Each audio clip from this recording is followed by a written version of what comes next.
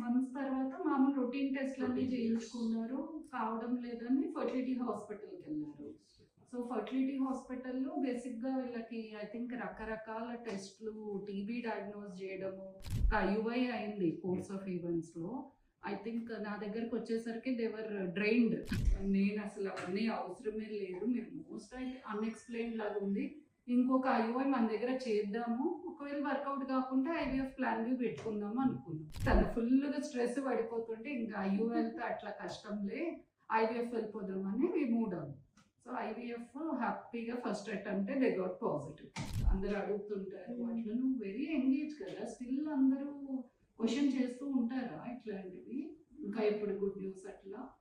ఈ మధ్య ఎక్కువైంది. ఎక్కువయ్యాయి. అంటే నంబర్ ఆఫ్ ఇయర్స్ మ్యారేజ్ నుంచి ఎక్కువయ్యే కొద్దీ మన ఏజ్ తక్కువ ఉన్నా కూడా అడుగుతారు. సో, ఎక్కడికెళ్ళినా అది ఫస్ట్ డిస్కషన్ అవుతది. ఫంక్షన్ అయినామంటే భయమయ్యేది.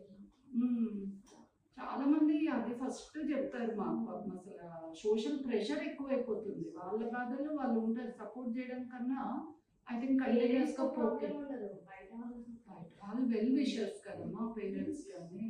యాహ్! ఇప్పుడు ఐ థింక్ అందరికి ఇంక ఇంట్రెస్ట్ ఉండదు. మీరు once you reveal the good news ఇంకెవరు దాని గురించి చర్చించరనమాట.